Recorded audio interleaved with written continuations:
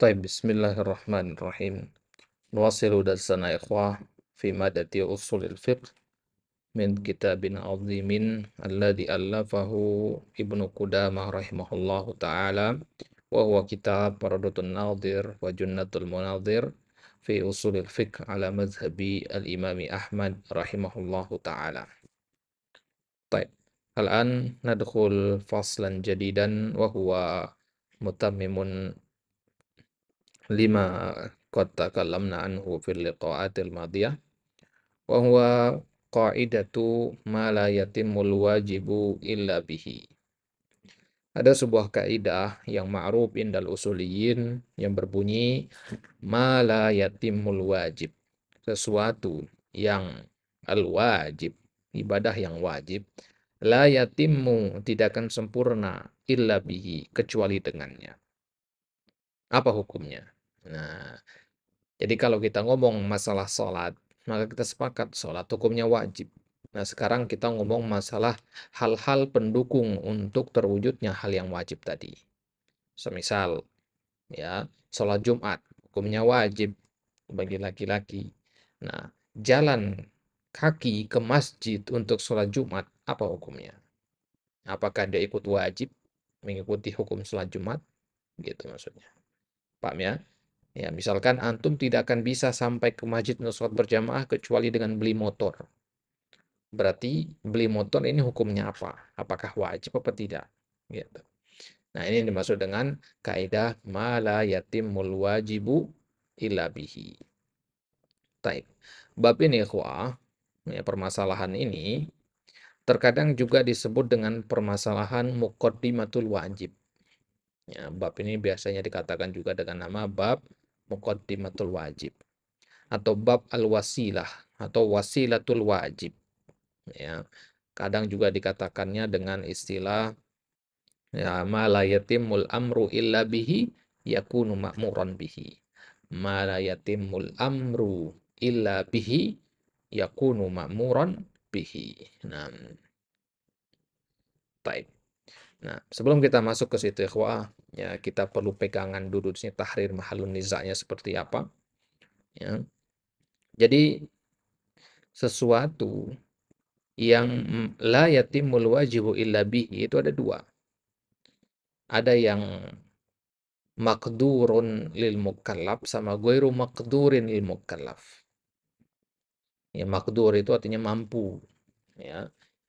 Ya, sesuatu yang la yatimul wajibu illa bihi itu atau kita katakan muqaddimatul wajib, ya. Kita ganti istilahnya, ya. Ma yatimul wajib illa bihi kita ganti dengan istilah muqaddimatul wajib biar lebih ringkas.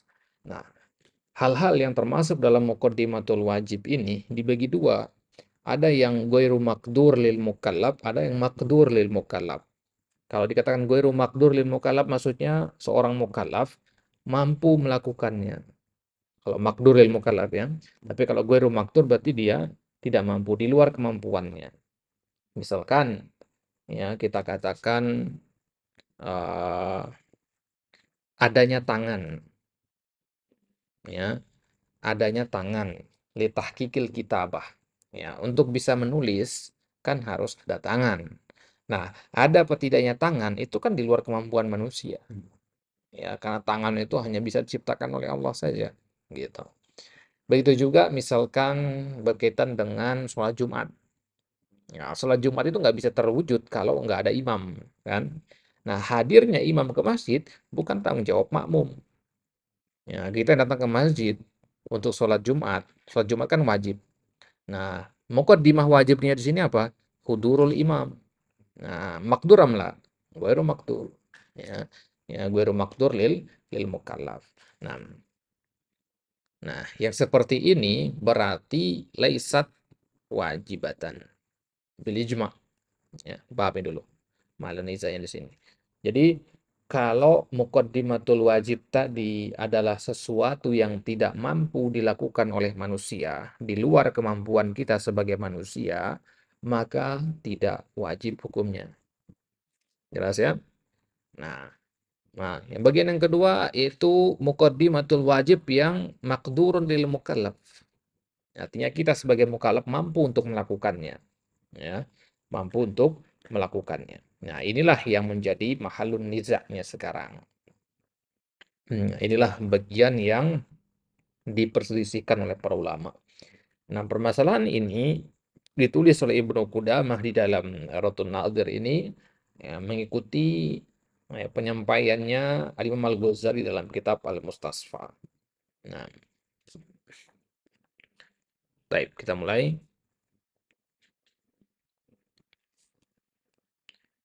Penjelasan kaidahnya, ma la yatimul wajibu illa bihi yang qasimu ila ma laisa ilal mukallaf. Kal qudrah wal yad fil kitabah wa hudur imam wal adad fil jum'ah fala yusafu biwujub. Wa ila ma yata'allaku bi ikhtiyaril abad. Nah, itu dia. Yang pertama, jadi ma la yatimul wajib illa bihi, ya muqaddimatul wajib. Ya, jadi kita bahasakan muqaddimatul wajib, ya, ma la yatimul wajibu illa bihi, ini kita baca muqaddimatul wajib. Muqaddimatul wajib yang qasimu ila dibagi menjadi dua. Yang pertama, ma laisa ilal mukallaf. Ma laisa ilal mukallaf artinya ghairu maqdur lil mukallaf, ya, di luar batas kemampuan kita sebagai manusia. Misalkan al qudrah, keinginan, yang bisa memunculkan keinginan itu Allah Subhanahu wa taala, gitu. Wal yad, begitu juga tangan fil kitabah, keinginan untuk menulis, kemudian tangan yang digunakan untuk menulis ini kan alat, ya, dan tidak bisa, ya, kita mengusahakan dua hal ini, gitu. Ana misalkan pengen, Ana perintahkan antum untuk menulis, tulislah, ya. Apakah dalam perintah ini juga tercakup perintah untuk mengupayakan adanya tangan? Nah, itu dia mahallun nizanya. Kalau Nabi bilang ke antum, "Akhi, sholatlah." Apakah di situ juga masuk perintah untuk berwudu? Ngerti maksudnya? Jadi ketika Allah mengatakan sholatlah, nah, ini kan kita nggak ngelihat kepada zat sholatnya saja, tapi kita melihat kepada pendukung untuk terwujudnya sholat itu. Apa pendukungnya atau syarat sahnya? Itu wudu. Nah, apakah wudu ini berarti adalah sebuah hal yang wajib dilakukan? Gitu. Nah, itulah yang dimaksud dengan ma la yatimul wajibu illa bihi. Sholat tidak sempurna kecuali dengannya, dengan wudhu ini. Nah, berarti wudhu ini hukumnya apa? Gitu. Apakah wajib mengikuti sholat atau bagaimana? Baik. Jadi kalau perbuatan tersebut adalah, ya, di luar kemampuan manusia, ya, fala yusafu biwujub. Nah, itu dia. La yusafu biwujub. Tidak disifati wajib. Ya, artinya kalau di luar kemampuan kita nggak wajib kita lakukan, kayak tangan tadi. Ya, ketika ada perintah, misalkan tulislah. Ya, berarti di luar kemampuan antum untuk mengupayakan adanya tangan. Kalau tangan antum buntu, ya, berarti apa yang antum lakukan? Ya, gugur kewajiban untuk menulis. Gitu. Ya. Allah mengatakan sholatlah. Ya. Dan sholat tidak terwujud kecuali ya, dengan berwudu. Dan antum tidak mampu berwudu karena tidak ada air misalkan. Nah, berarti gugurlah kewajiban berwudu itu. Tergantilah dengan tayamum, ya, yang berupa rukhsah. Nah, wa huduril imam wal adat fil jumu'ah, begitu juga hadirnya imam serta terpenuhinya jumlah 40 orang untuk sholat Jumat itu.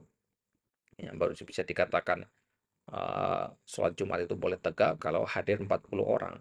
Nah, kita nggak bisa memastikan 40 orang itu hadir, di luar kemampuan kita kan. Ya, sedangkan sholat Jumat itu hukumnya wajib bagi kita. Nah, maka mengupayakan untuk hadirnya 40 orang itu di luar kemampuan kita sebagai manusia. Berarti tidak wajib itu. Nah, itu yang pertama. Kemudian yang kedua adalah muqaddimatul wajib yang yata'allaq bikhtiyaril abad. Perhatikan kalimatnya. Yata'allaq bikhtiyaril abad. Terkait dengan pilihan seorang hamba. Artinya mampu nggak seorang hamba melakukan? Mampu. Ya, karena ada pilihan, berarti mampu. Kat toharoh salah, misalkan toharoh untuk sholat mampu dilakukan oleh hamba. Wasa'i ilal jum'ah, jalan kaki ke masjid untuk sholat Jumat. Wa ghusli juz'in min ra'si ma'al wajah, membasuh sebagian dari kepala ketika mengusap wajah. Nah, ini kalau yang ketiga ini perhatikan, membasuh sebagian dari kepala ketika mengusap wajah. Batasan wajah itu kan tumbuhnya rambut. Ya, maka tidak terwujud kita mengusap wajah kecuali melebihkan sedikit. Nanti maksudnya, maka ya kita ya boleh melebihkan itu. Ya, agar terpenuhinya mengusap wajah itu. Wa imsaku juz'in minal lail ma'an nahar fi shaum. ya, imsaku juz'in minal lail atau ma'an nahar fi shaum. Menahan diri dari makanan minum di beberapa waktu sebelum malam itu berakhir. Misalkan kita katakan sahur itu sholat subuh itu jam 4.00 ya. Ya, maka jam 3.50 ini kan masih boleh makan kan? Ya, masih boleh makan. Nah, maka jam 3.55 antum sengaja berhenti. Ya, sengaja berhenti di situ karena antum tahu 5 menit lagi akan azan. Ya, sengaja menahan diri tidak makan dan minum di situ bentuk kehati-hatian agar jangan sampai salah di situ. Nah, yang kita kenal dengan istilah imsak sekarang itu gitu. Nah, jadi persyaratan imsak itu tujuannya itu ya biar nggak benar mepet waktunya gitu. Ya, meskipun di kita di Indonesia dipahaminya imsaknya itu jauh sekali jaraknya begitu. Padahal imsak itu tujuannya pemisah saja gitu. Baik. Begitu juga ma'an nahar ya. Kita menahan diri ya. Begitu terbenamnya matahari beberapa menit lagi terbenamnya matahari jam 6.00 ini. Maka dia lebihkan 2 atau 3 menit ya sebagai bentuk kehati-hatian. Oh, mungkin ini gelapnya ini bukan karena matahari terbenam ini, tapi karena mendung gitu. Mikirnya begitu. Gitu. Hanya bentuk hati-hatian dilebihkanlah sedikit. Nah, fahuwa wajib. Ya seperti ini berarti hukumnya adalah wajib. Nah, ya ini pendapat apa? Pendapatnya jumhur. Baik.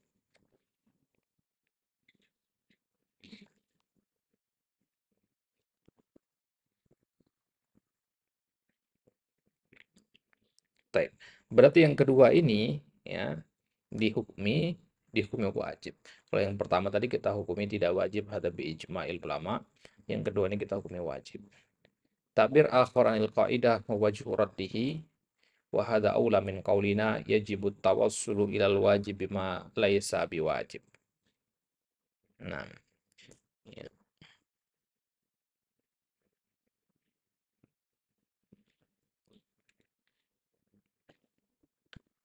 Baik. Yajibu tawassulu ilal wajib bima laisa biwajib. Kaidah ma la yatimul wajibu illa bihi itu lebih tepat penggunaannya daripada kalau kita mengatakan yajibut tawassulu ilal wajib bima laisa biwajib. Wajib kita hukum sesuatu yang mengantarkan kepada yang wajib itu laisa biwajib, tidak wajib. Nah, yajibu ma laisa biwajib. Ya, jadi di sini Syekh Lunum ingin menjelaskan kepada kita kenapa kita nggak pakai istilah yang lain. Kenapa kok bunyi kaidahnya begitu? Malatul wajib lebih. Kenapa enggak ya jebut tawassulu ilal wajib malaysa biwajib?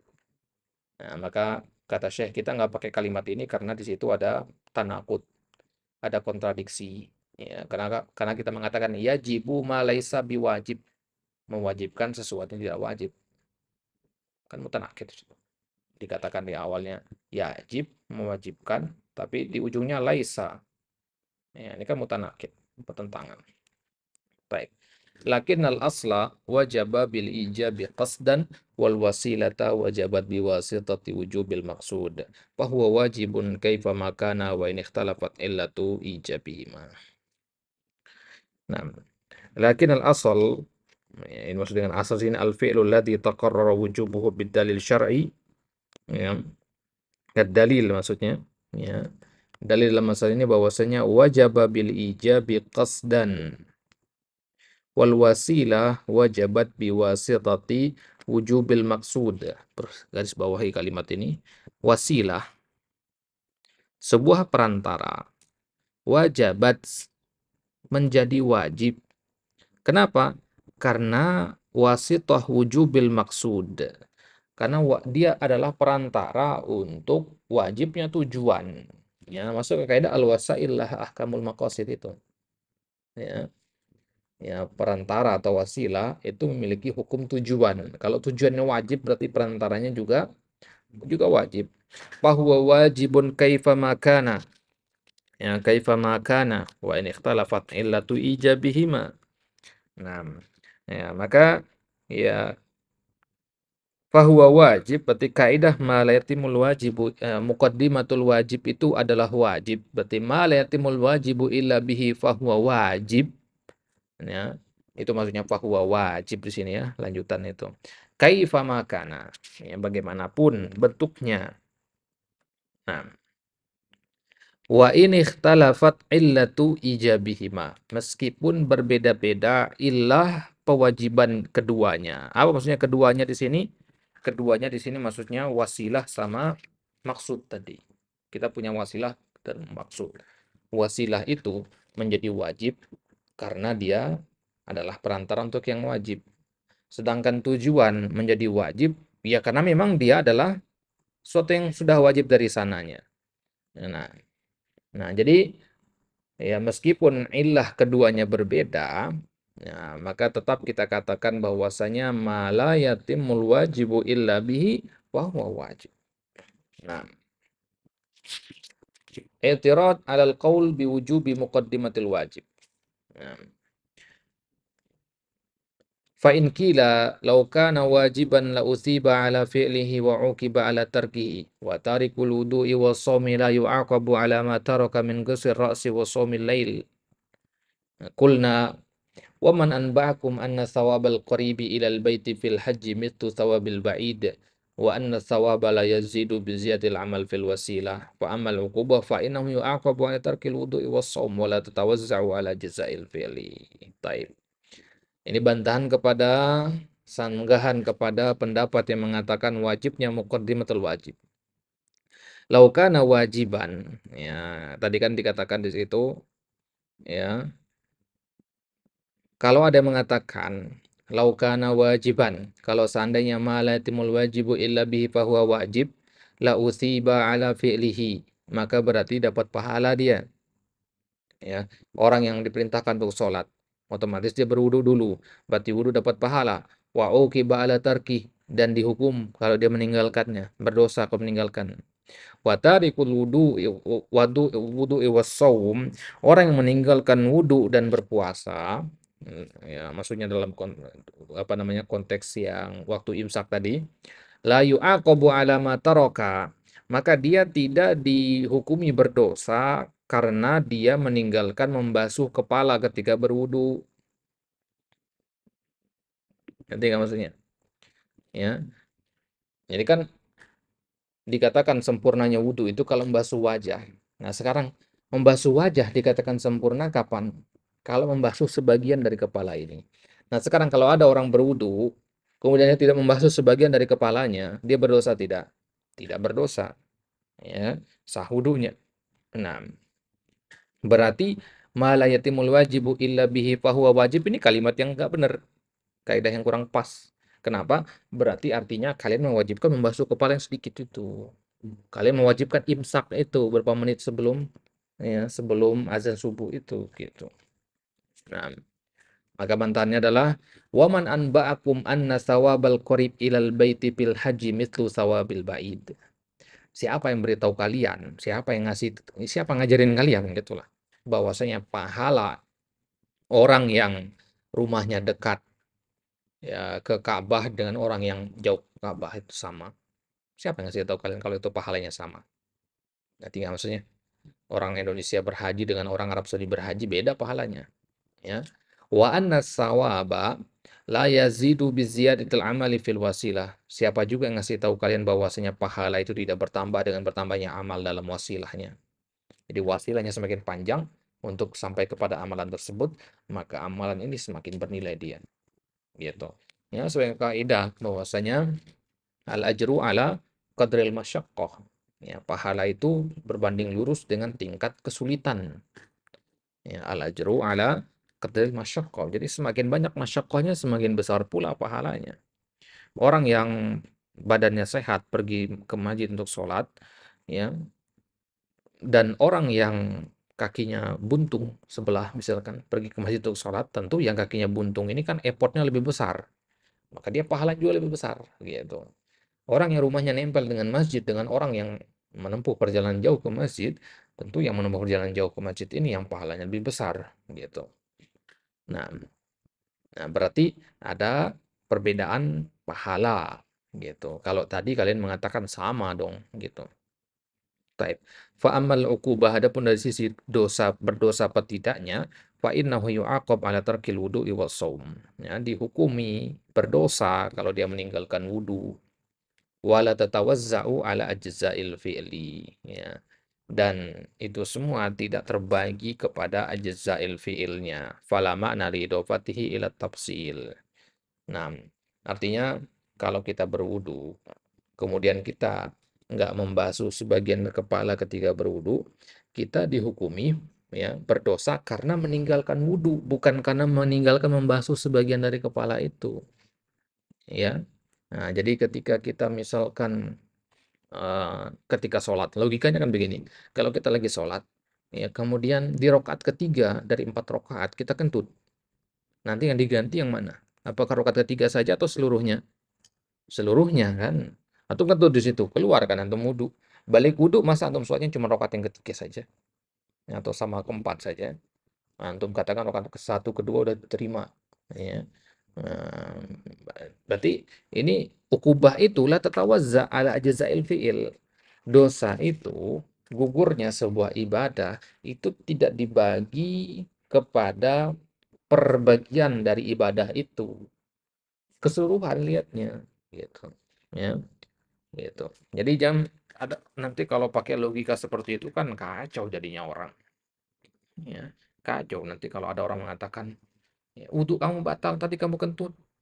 Ya, dia mengatakan, ya, saya kan apa namanya eh kentutnya sekali berarti. Berarti cuma satu dari wudhu saya, satu bagian dari anggota wudhu saya yang batal. Akhirnya dia cuma membasuh yang sekiranya menurut dia batal saja. Nah, ini kan nggak bisa, harus dari awal kan wudhunya gitu. Ya, dari 4 rukun sholat, dia salah atau gugur dalam satu rukun. Nah, maka ya pada satu rokaat, maka semua rokaat yang lain juga harus diganti, begitu. Ya, tidak hanya rokaat yang dia salah padanya. Ya. Taib. Itu maksud dari kata la tatawazza ya al-uqubah ala ajza'i al-fi'il. Nah, ini kaidah ya. Bahwasanya nah ajza al-fi'il itu maksudnya bagian-bagian fi'il itu ya. Taib.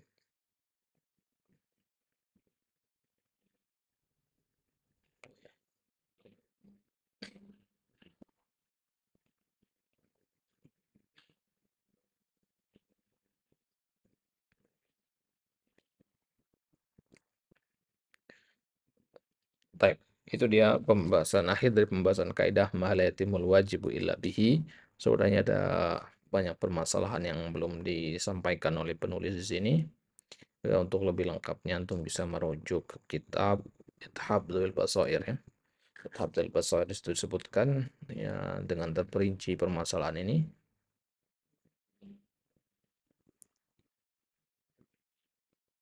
Nah, berarti kesimpulan kita adalah eh, bahwasanya ma la yatimul wajibu illa bihi, bahwa wajib.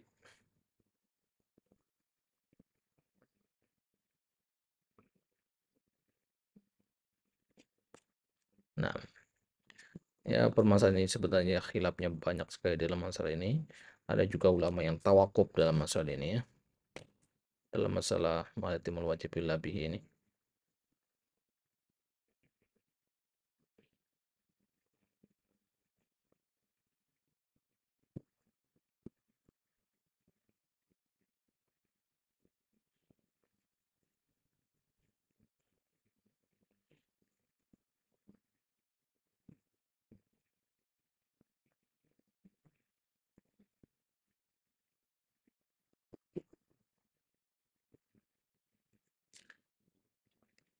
Nah, wadah ya.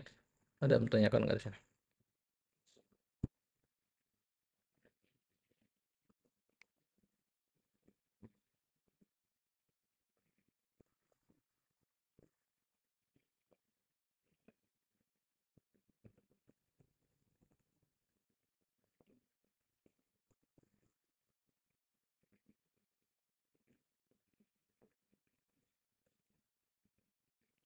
Nah, berarti pendapat yang dipilih oleh Ibnu Qudamah di sini adalah ma la yatimul wajibu al-mutlaq ya illa bihi idza kana maqduran lil mukallaf ya idan huwa wajib mutlaqan yu'aqabu ala tarkihi wa yustabu ala fi'lihi. Nah, sawa'an huwa syaratam am sabab. Wa hadha huwa madhhab Ibnu Qudamah wa hadha alladhi aidan makhtarahu al-Qadhi Abu Ya'la fil Uddah wal Imam al-Ghazali fi al-Mustasfa.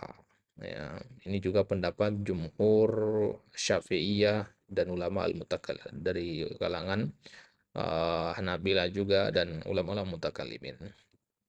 Taib. Ya, Anda ulang sekali lagi. Bahwasanya pendapat yang diambil oleh Ibnu Qudamah dalam masalah ini adalah ma la yatimmu al-wajibul mutlaq illa bihi. Ya, idza kana maqduran lil mukallaf fahuwa wajib.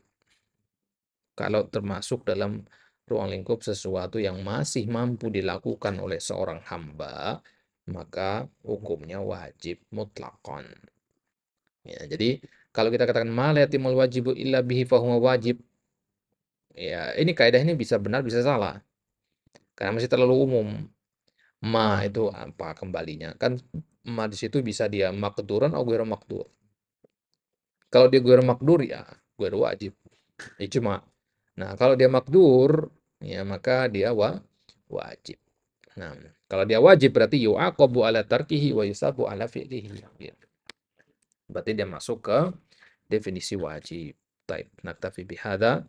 Wallahu ta'ala ala wa alam. Insyaallah ta'ala di kesempatan selanjutnya kita ambil fasal hukum ikhtilatul halali bil haram. Hukum tercampurnya halal dengan yang haram.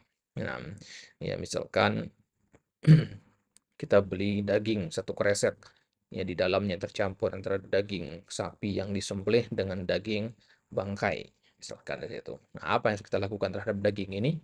Nah, insyaallah taala akan kita bahas di kesempatan selanjutnya.